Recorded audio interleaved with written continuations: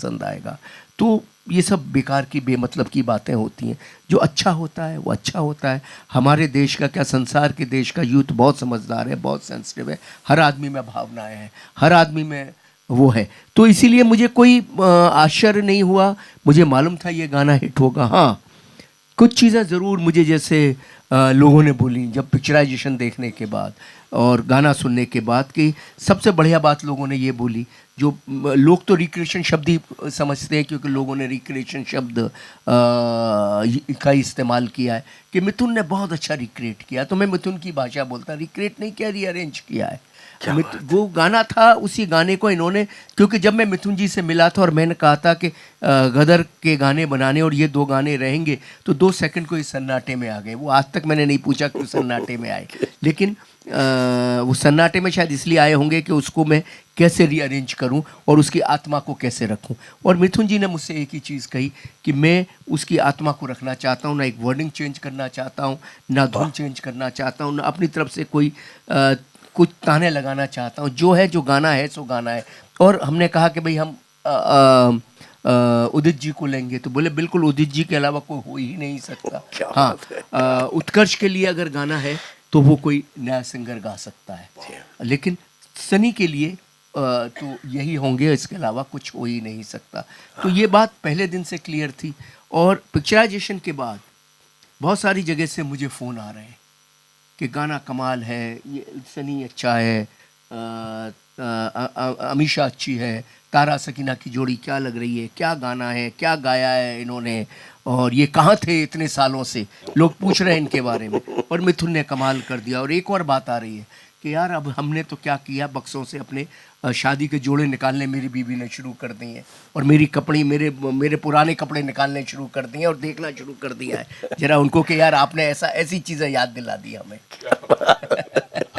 ये भी मेरे पास आए, अमेरिका से मेरे को किसी का मैसेज आया, बोले यार वो हमारे शादी के कपड़े यहाँ थे नहीं, अब हम पंजाब में फ़ोन किए कि वहाँ घर में बक्से में मिल जाएं तो हम मंगवा रहे हैं। क्या बात है। तो सर, जैसा भी आपने बातों में ये बात कही कि मैं जब मिथुन के पास पहुंचा तो मैंने बोला कि ये 2 गाने तो होने वाले हैं, ये दोनों तो चाहिए। क्या दूसरा गाना मैं निकला गड्डी लेके है? हाँ है ना, उसके बिना गदर कैसे हो सकती है। मैं तो इनको बोलता हूँ इस गाने से 2 लोग पागल हैं, दूसरा आएगा इनकी आवाज में तो क्या होगा। क्या होगा? हमें तो बेसब्री से इंतजार है फिलहाल उस गाने का।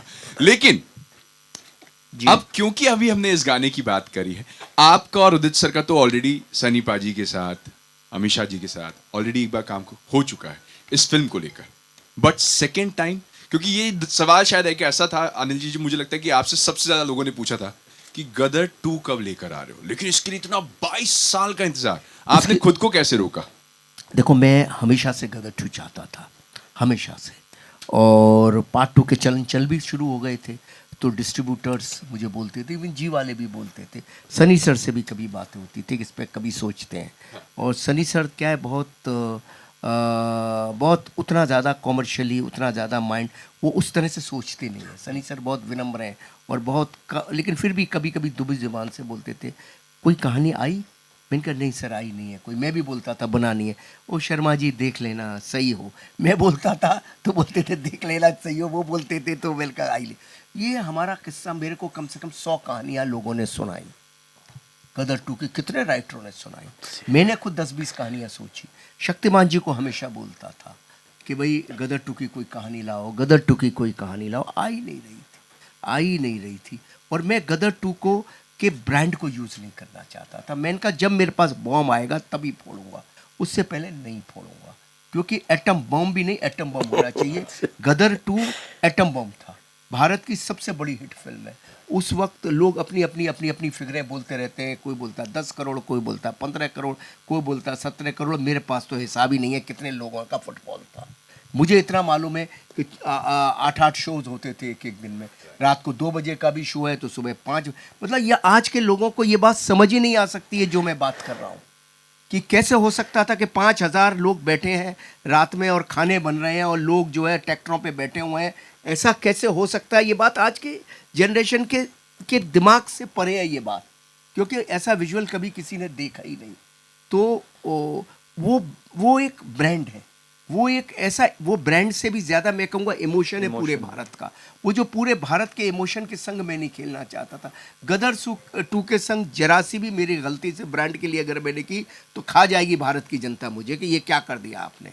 तो मैं हमेशा कथा चाहता था, जो कथा राइट कथा हो, जिस कथा में इमोशन हो, और ऐसी कथा जिसको मैं, जैसे पहली कथा मैंने 5 मिनट में सुनाई थी तो 5 मिनट में डन हुई थी, और ऐसी कथा सुनाना चाहता था और जो 5 मिनट में ही डन हो। तो शक्तिमान जी जब आए मेरे पास तो वो नवरात्रि का दिन था, मैं पूजा करके उठा था और मुझे बोले कि अंदर चलो, आपको गदर 2 की कथा आ गई है। और शक्तिमान एक ऐसा बंदा है, वो अंगद का पाँव है, हिलता ही नहीं है जब तक उसको ना आ जाए। वाह वाह वाह, क्या इतने सालों से बोल रहा था, वो बोलता ही नहीं था, चुप रहते थे हमेशा। आए मेरे पास कि चलो, मैंने कहा यार कन्या लांगरा को जुमा ले, उसके बाद चलते। मैंने कहा एवं ही ये कुछ सुनानेंगे, सुना रहे। थोड़ा झटका तो लगा, शक्तिमान आज बोल रहा है, लेकिन मैंने कहा क्या होने वाली है गदर 2 की, कुछ नहीं। अंदर मुझे कमरे में ले गए, सेम रिएक्शन हुआ जो पहली रिएक्शन हुआ। उन्होंने मुझे आइडिया सुनाया, मैं कमरे में टहलने लगा। इस बार भी ऐसे ही कमरे में टहलने लगा। एंड यू वॉन्ट बिलीव, मैंने सीधा सनी सर को सुनाया, 5 मिनट वहाँ ओके हुआ। सीधा शारिक सर, रुचिर को बुलाया, शारिक को सुनाया, वहाँ ओके हुआ। पुनीत गोयल साहब को सिर्फ 5 मिनट का आइडिया पे पूरा सेटअप बन गया और पूरा एग्रीमेंट साइन हो गया। तो जो कहानी 5 मिनट में समझ आ जाए वो कहानी ही राइट कहानी होती है। ये तो मुझे आज तक समझ आई है। और कई बार ऐसा होता है कि हम लोग लोभ में चले जाते हैं, 3 घंटे के नरेशन में कहानी समझते हैं, तो 80% वो अब छोड़िए, जाने दीजिए, डामाडोल वाला ही मामला रहता लेकिन 5 मिनट में समझ आ गई तो सोच लो बात बन गई। क्या तो बात है। 5 मिनट में कहानी समझ आ गई थी। फिर बेशक हमें 2 साल लगे लिखने में, वो अलग चीज़ है, क्या बात। लेकिन गदर 2 के ब्रांड को यूज नहीं करना था, उसकी आत्मा को यूज करना था, गदर 1 की आत्मा। 2 डिकेड का इंतजार, तो हम लोग को तो उम्मीद है कि एक बहुत बड़ी हमने हिट अपनी निकलने तरफ से बेस्ट कोशिश की है और मुझे उम्मीद है कि 100% लोगों के दिलों को छुएगी ये भी। क्या बात है, वो तो ये तो उम्मीद हम लोग को भी है सर। एक थोड़ी सी लेकिन नाराजगी भी है कि सिर्फ अभी तक आपने 11 अगस्त को फिल्म रिलीज होने वाली एक टीजर देके छोड़ा हुआ है। ट्रेलर का इंतजार है, कुछ और देख नहीं पा रहे, ढूंढ रहे किधर से मिले, कुछ मिले। देखिए ऐसा है, अभी ट्रेलर भी आएगा, अच्छा, गाने भी आएंगे। मिथुन जी ने इतने कमाल कमाल के गाने बनाए हुए हैं, क्योंकि इनके लिए सारा हिंदुस्तान वेट कर रहा है गदर के नए गानों का, और ये इनके लिए बड़ा चैलेंज था। यस, क्योंकि गदर के नए गाने आसान नहीं थे। क्या बात, समझे ना, ये बात। सईद कादरी साहब ने लिखे, इन्होंने बनाए, और मगर अपने मुंह मुया बिट्ठू मनने वाली बात नहीं है, लेकिन सत्य है कि इन्होंने बहुत कमाल के गाने बनाए। पूरा भारत झूमेगा उन गानों पे। और इनके, ये बहुत सेंसिबल और सेंसिटिव इंसान है जिनका नाम है मिथुन बाबू। ये इन्होंने गदर 1 के गानों की, वो गानों की लेवल को ध्यान में रखते हुए ही काम किया कि हाँ भाई, इतनी मेलोडी, इतना सब इसमें था। उसकी जो ग्रेविटी थी, उस ग्रेविटी को हम कैसे के साथ हम कैसे चलें, पूरे ध्यान, पूरे दिमाग, पूरी तवज्जो से उसके संग चले हैं, और इन्होंने बनाए हैं। 2 गाने उसमें अरिजीत ने गाए हैं, और मैं तो कहूँगा एक आध कोई लाइन अगर सुना दें तो सुना दें, नहीं तो चलिए आने दीजिए। नहीं, आने देते हैं, आने देते कुछ झूमने दीजिए लोगों को।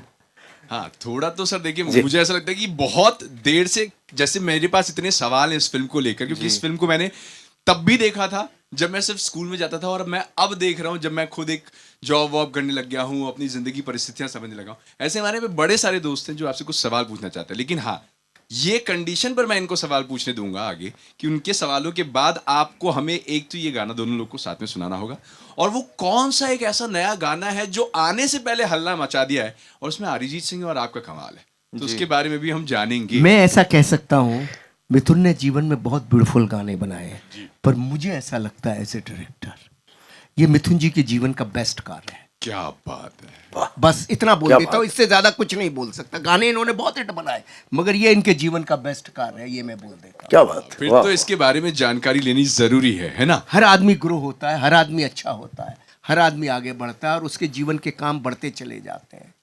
तो यही है इनका, बस इससे तो ज्यादा डियर कुछ- मीडिया, ये सवाल मेरा पहले अब आपसे है, इससे पहले कि आप सवाल दें, कि आप भी ये जो गाना जिसके जिक्र चल रहा है, ये आप जानना चाहते हैं मिथुन से और ये गाना सुनना चाहते हैं, या फिर पहले आप अपने सवाल दागना चाहते हैं? It's up to you. क्या बोलती है मीडिया, सवाल कर लेते पहले गाना कि सवाल? नहीं, गाना गाना देखिए हम लोग अनिल जी ने बहुत एक अच्छी बात इनके जहन में आई है कि हम गदर का एक बहुत कॉन्सर्ट प्लान कर रहे हैं। वाह तो हम बाकायदा क्योंकि हम प्रेस के लिए खास रूप से उन गानों का प्रीमियर प्लान करना चाह रहे हैं, बाकायदा लाइव उनको हम पेश करना चाह रहे हैं। तो मैं चाहता हूँ कि वो मोमेंट हम बचा के रखें। आप लोग से यही मेरी दरखास्त है आज की, वो मोमेंट को बचा के रखें।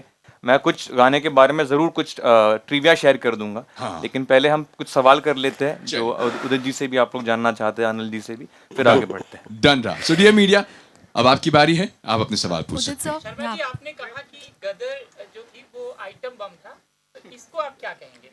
मैंने ये नहीं कहा गदर एटम बम था। मैंने कहा कि जब दूसरी कथा आएगी तो मुझे फील होना चाहिए कि एटम बम में ब्लास्ट होने के लायक है, तो ही मैं उसको लेके आऊँगा। मुझे ऐसा लगता है कि गदर 2 की कथा जब मुझे लगा कि एटम बम है तो ही मैं लाया। मेरे 100 इंटरव्यू में ये बात मैंने कही है और मुझे एहसास हुआ और ये 100% मुझे लगा कि ऐसी कथा है तो मैं लेके आया हूँ। और गदर तो गदर थी। गदर के लिए कोई शब्द बोलने की ज़रूरत ही नहीं है। गदर के लिए सिर्फ इतना ही बोलना काफ़ी है कि गदर थी वो। गदर, सही बात है। हाय, रूना फ्रॉम वेब दुनिया। आप इनफैक्ट मिथुन जी आपसे स्पेशली सवाल करना जी। चाहूँगी। जब ये फिल्म का गाना आया था, सर्टनली अनिल जी बहुत पसंदीदा था। इसमें एक इंस्ट्रूमेंट बजाया गया था असल वाले में, बेला बहार, और ये एक एंडेंजर्ड इंस्ट्रूमेंट कहा गया था और उसमें APJ कलाम साहब खुद आए थे उस इवेंट को, वो मुख्य अतिथि थे। जी क्या वो बेला बहार यहाँ पर भी यूज़ हुआ है क्योंकि रीअरेंजमेंट है, या जी। उस इतने खूबसूरत वाद्य यंत्र जो उसमें यूज़ किए गए थे उसका भी जी। आपने इस्तेमाल किया है?